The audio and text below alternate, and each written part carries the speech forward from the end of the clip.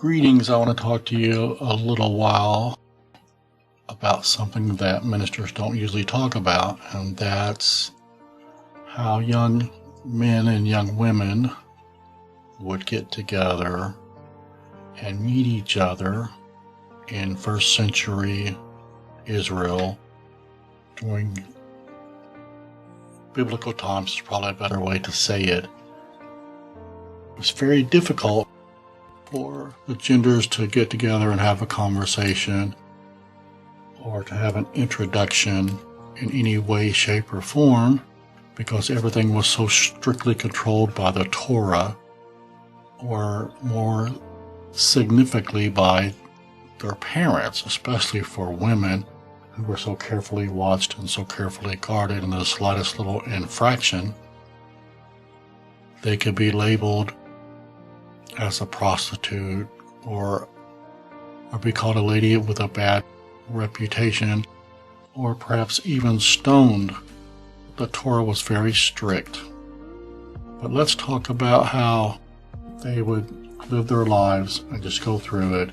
And I'll try to give out a little information and some education as compared to the way that young teenagers meet nowadays. And you can see it was very difficult for first century young people in Israel, in Palestine, to even say hello or have just a nice conversation. For one thing, let's start about the way they lived their daily lives, because as you know, there was no internet, there was no Facebook. Women and men were educated separately, with women receiving very little education outside of the house. Boys were taught in the local synagogue, and that only lasted a little while for most of the boys because they were needed in the fields so that families could survive. Also, there was very little privacy inside these homes. No running water. Life was very tough. Nowadays, typically each child has their own room and their own bed. In that generation, nothing like that existed. The entire family was crowded perhaps into maybe a 2-room house, maybe a 3-room house if they were wealthier. And even a substandard amount of food was very tough to enjoy. Any type of a celebration or a family gathering was done on the roof of the house. There was no heat, so if it was cold, the house was cold.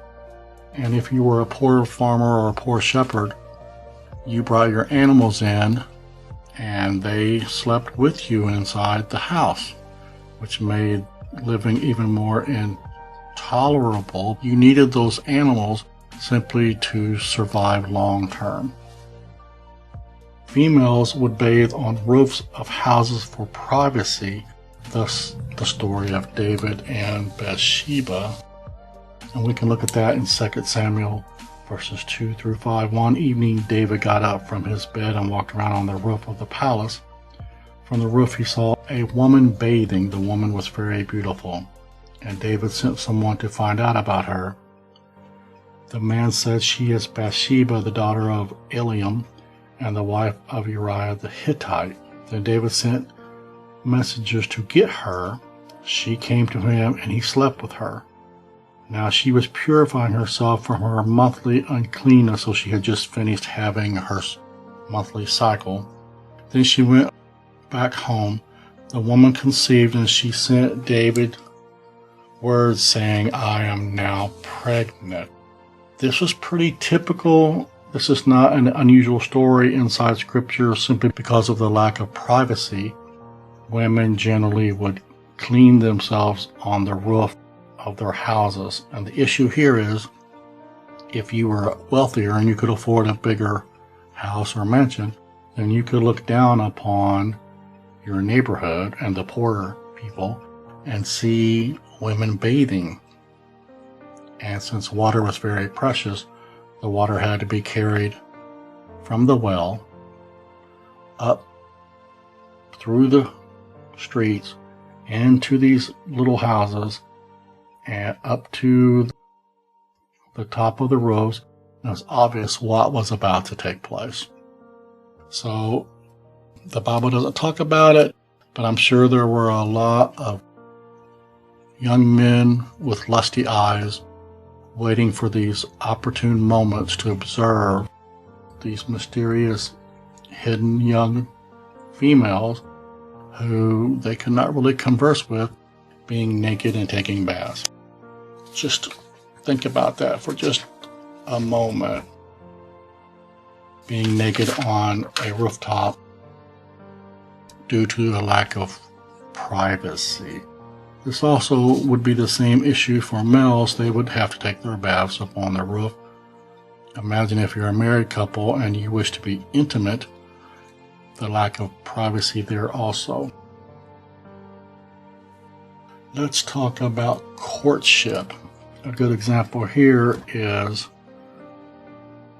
in Genesis 29:15 through 30, the story of Jacob and Leah and Rachel. Then Laban said to Jacob, "Because you are my kinsman, should you therefore serve me for nothing? Tell me, what shall your wages be?" Now Laban had 2 daughters. The name of the older was Leah, and the name of the younger was Rachel. Leah's eyes were weak, which probably means she was not all that great looking. But Rachel was beautiful in form and appearance. Jacob loved Rachel, and he said, "I will serve you for 7 years for your daughter Rachel." Laban said, "It is better that I give her to you than that I should give her to any other man. Stay with me." So Jacob served 7 years for Rachel, and they seemed to him but a few days because of his love for her. Now we all know the story that Laban would cheat Jacob, and Jacob would end up marrying Leah by deceit, and therefore having to serve another 7 years of labor before he would actually get to marry Rachel. That was a pretty underhanded way to do things, but it was pretty common because once a father lost his daughters, he also lost helpful hands around the house, so he needed to replace them. So daughters were often auctioned off to high bidders, or there was a dowry paid for them. So let's talk about another big deal here. If a young man really liked a young woman, and usually if this person was wealthier because the poor really couldn't do it, if a wealthy young man had the resources, he would give a young woman an apple. And an apple was very expensive and hard to find, and that was his way of showing his affection for his lady love, and it was the chocolate of their day. Most poor people in that time period would wear all their clothes that they owned at one time. This is why you see pictures, especially where people seem to be wearing more than one layer of clothing, and that's partially due to they lived in small houses. There was a lack of room, so they were forced into wearing all their clothes. There was also a lack of water, so they couldn't really afford to wash their clothing all the time, so they would just wear them constantly. And they would wear them until they were tattered and torn, and eventually they were forced to throw them away. Women especially were heavily covered from head to toe unless she was a prostitute who was advertising her business. Parents of young women and young men tended to handle all relationship and wedding matters.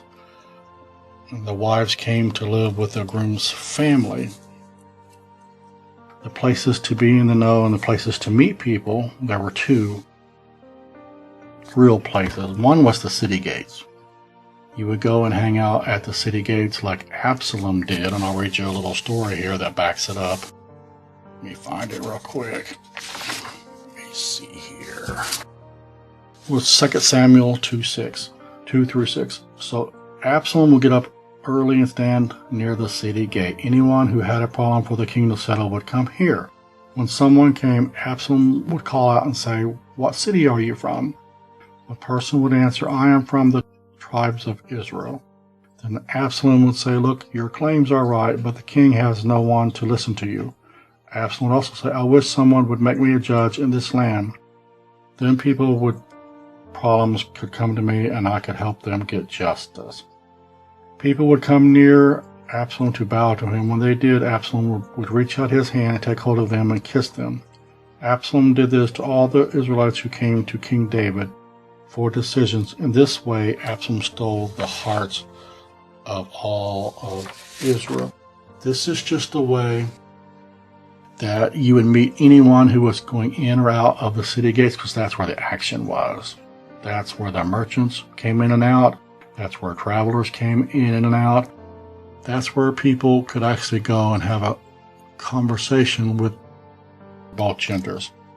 The other really hot spot for meeting people were the city wells. That's why there's a story about Jesus as he's passing through Samaria. Let's see, it's John chapter 4, verse 9. Let's talk about it. Now, he had to go through Samaria, so he came to a town in Samaria called Sychar, near the plot of ground Jacob had given to his son Joseph. Jacob's well was there, and Jesus, tired from the journey, sat down by the well. It was about noon. When a Samaritan woman came to draw water, Jesus said to her, "Will you give me a drink?" His disciples had gone into town to buy food. The Samaritan woman said to him, "You are a Jew, and I am a Samaritan woman. How can you ask me for a drink? For Jews do not associate with Samaritans."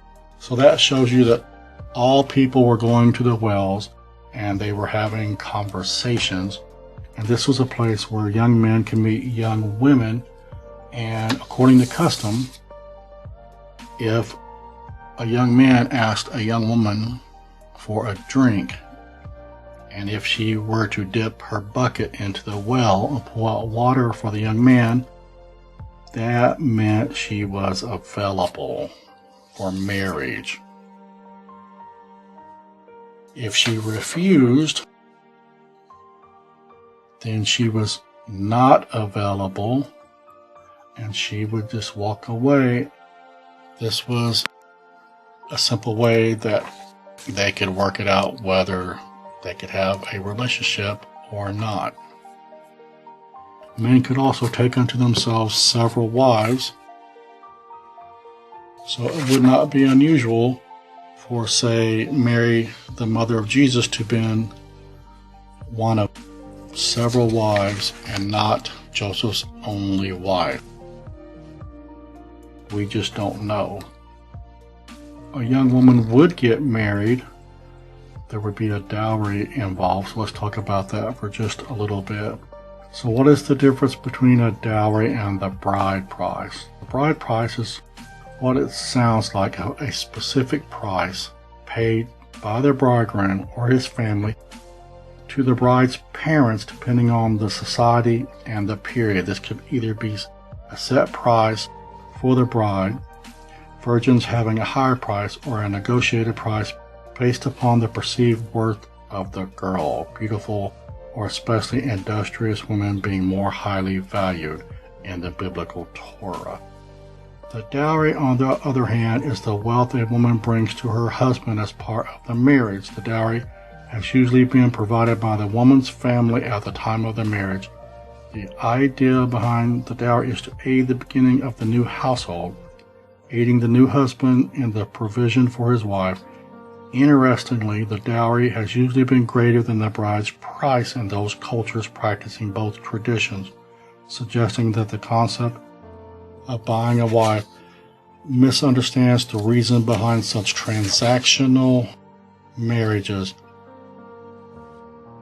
So I hope this video helps a lot of people understand that it wasn't so easy for young people to get together, and marriages really weren't about love, but more about surviving.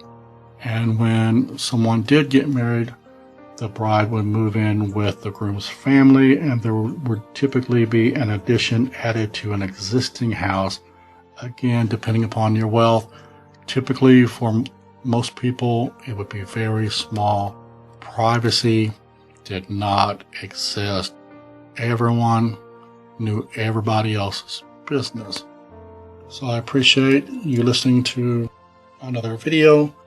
Please click the bell, click subscribe, and let me know your thoughts.